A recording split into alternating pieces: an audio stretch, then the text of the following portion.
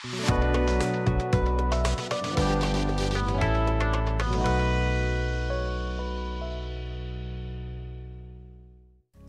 अनेकदा तडकाफडकी निर्णय घेता का? मनात आलं आणि करून टाकलं असा तुमचा स्वभाव आहे का? एखादी गोष्ट मनात आल्यावर ती करेपर्यंत चैनच पडत नाही असं तुम्हाला होतं का? आपण जे स्वतःसाठी चांगल्या वाईटाचा निर्णय घेतो तो नेहमी चुकतो असं तुम्हाला वाटतं का? किंवा असं वागणारी एखादी व्यक्ती तुमच्या फॅमिलीमध्ये, तुमच्या मित्रमंडळींमध्ये आहे का? नमस्कार, मी गुंजन कुलकर्णी, चाइल्ड आणि फॅमिली सायकोलॉजिस्ट.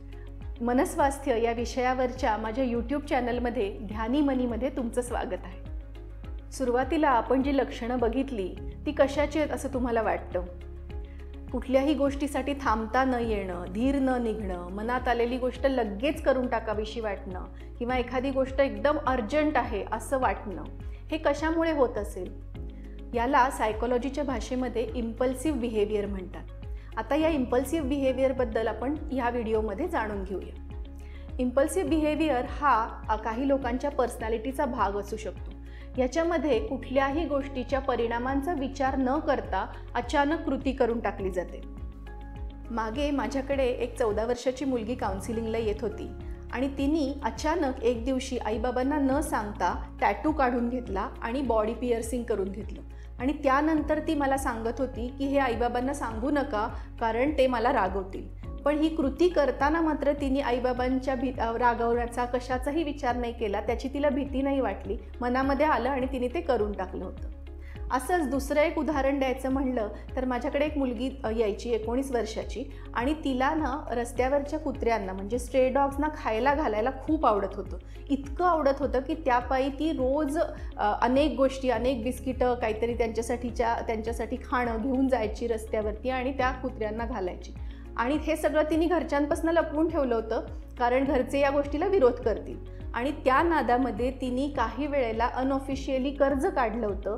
तिने काही पैशाचे व्यवहार केलेले होते आणि हे सगळं सुद्धा तिने घरच्यांपासून लपवून ठेवलेलं होतं. सो असं ह्या इम्पल्सिव्ह बिहेवियरमध्ये लोक वागू शकतात की ज्याचा काय परिणाम होईल याचा विचार त्यांना ते काम करताना येतच नाही. बेकायदेशीर आर्थिक व्यवहारामध्ये गुंतणं, असे व्यवहार आपल्या घरच्यांपासून लपवून ठेवणं, इतरांच्या मालकीच्या वस्तू चोरणं, सतत खोटं बोलत राहणं, ही झाली इम्पल्सिव्ह बिहेवियरची काही लक्षणं.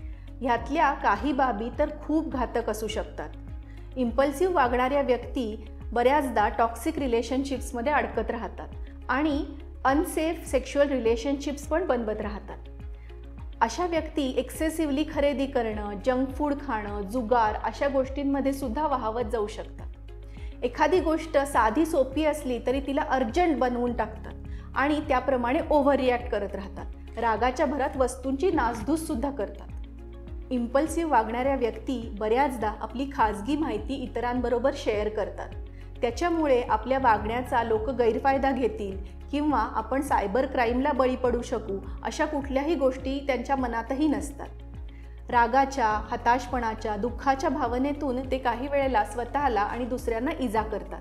घरात बाहेर खूप आक्रमकपणे वागत राहतात आणि त्याच्याबद्दल त्यांना अजिबात अपराधी वाटत नसतं. इम्पल्सिव्ह वागणाऱ्या व्यक्तींच्या वागण्याचे परिणाम हे खूप लॉंग टर्म असतात आणि ते त्यांना स्वतःलाच नाही तर त्यांच्या जवळच्या व्यक्तींना सुद्धा सहन करावे लागतात. काही किशोरवयातली मुलं किंवा तरुण मुलं इम्पल्सिव्ह वागताना आपण बघतो, रिस्की गोष्टी करताना आपण बघतो. त्यावेळेला आपण म्हणतो की वय आहे, इमॅच्युरिटी आहे, सारासार विवेक वाढला की या गोष्टींमध्ये बदल होईल.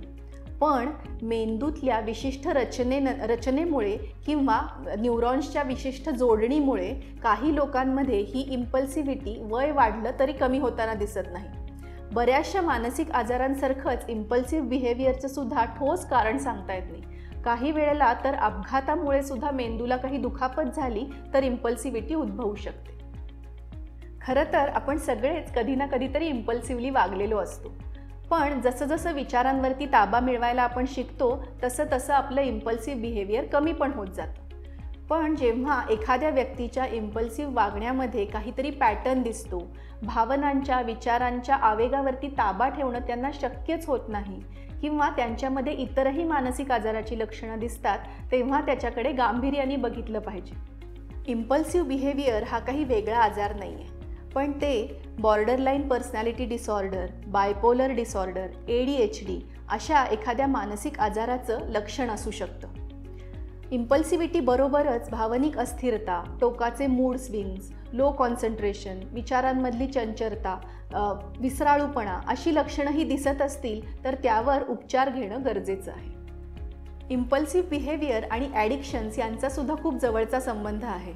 अल्कोहोल किंवा ड्रग्ज घेतल्यानंतर इन्हिबिशन्स कमी होतात आणि त्याच्यामुळे इम्पल्सिव्ह बिहेवियर जास्त घडू शकतं. आणि दुसऱ्या बाजूला इम्पल्सिव्ह बिहेवियर असल्यामुळे वारंवार दारूचं किंवा ड्रग्सचं सेवन केलं जाऊ शकतं.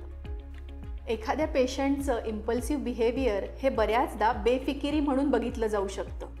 पण खरं तर इम्पल्सिव्हिटीकडे घरच्यांनी खूप काळजीपूर्वक आणि सेन्सिटिव्हली बघायला हवं. कारण बऱ्याचदा इम्पल्सिव्ह बिहेवियरपेक्षा सुद्धा त्याचे परिणाम जास्त गंभीर असू शकतात. अशा वेळेला त्या व्यक्तीला मदत करणं गरजेचं आहे आणि त्याच्या आधी हे लक्षात ठेवणं गरजेचं आहे की ही व्यक्ती मुद्दाम असं वागत नाही आहे, तर तिच्या वागण्यावरती, विचारांवरती, भावनांवरती कंट्रोल नाही आहे म्हणून ती व्यक्ती असं वागते आहे. ADHDची कंडिशन असणाऱ्या लहान मुलांमध्ये बऱ्याचदा इम्पल्सिव्हिटी दिसते. अशा वेळेला त्यांच्यावरती चिडचिड करून, रागवून किंवा तो तसाच आहे असं म्हणून दुर्लक्ष करण्यात काही पॉईंट नाही आहे. अशा वेळेला मुलांना त्यांचं वागणं आणि त्याचे परिणाम हे शांतपणे आणि वारंवार सांगत राहिले पाहिजे. शिवाय योग्य वागणं कसं आहे हे त्यांना रोलप्लेजमधून दाखवून दिलं पाहिजे. ADHD ही कंडिशन काय असते, त्याच्याबद्दल पालकांचा अप्रोच काय असावा हा खूप मोठा विषय आहे. याविषयी एखाद्या स्वतंत्र व्हिडिओमधून जाणून घेता येईल. ॲडल्ट्सच्या बाबतीत इम्पल्सिव्ह बिहेवियरची जी समस्या आहे ती विचारपूर्वक, जाणीवपूर्वक कंट्रोल करणं शक्य आहे. त्याच्यासाठी विचारांची आणि भावनांची मॅनेजमेंट करायला हवी. मनात एखादा विचार आला तर त्याची कृती लगेच करून मोकळं नाही व्हायचं, तर मन दुसरीकडे वळवायचं. शिवाय आपल्याला एखादी गोष्ट करण्याने काय संभाव्य धोके असू शकतात याचा विचार करून त्याप्रमाणे प्लॅनिंग करायचं. इम्पल्सिव्हली एखादी गोष्ट आपण वारंवार करत असू तर ती गोष्ट आपल्याला करायला खूप अवघड होईल अशी एक योजना करून ठेवायची. आणि सगळ्यात महत्त्वाचं म्हणजे आपलं किंवा आपल्या जवळच्या व्यक्तीचं इम्पल्सिव्ह बिहेवियर हे एखाद्या मानसिक आजाराचं लक्षण असू शकतं हे लक्षात घेऊन तज्ज्ञांची मदत घ्यायची. लक्षात यायला थोडं कठीण असणाऱ्या आणि अर्धवट ज्ञानातून चुकीचं निदान होऊ शकणाऱ्या इम्पल्सिव्हिटी या मानसिक कंडिशनबद्दल माहिती देणारा हा व्हिडिओ तुम्हाला निश्चितच उपयोगी पडेल याची मला खात्री आहे. या आणि अशाच माहितीपूर्ण व्हिडिओसाठी माझ्या चॅनलला लाईक, शेअर आणि सबस्क्राईब करा. धन्यवाद.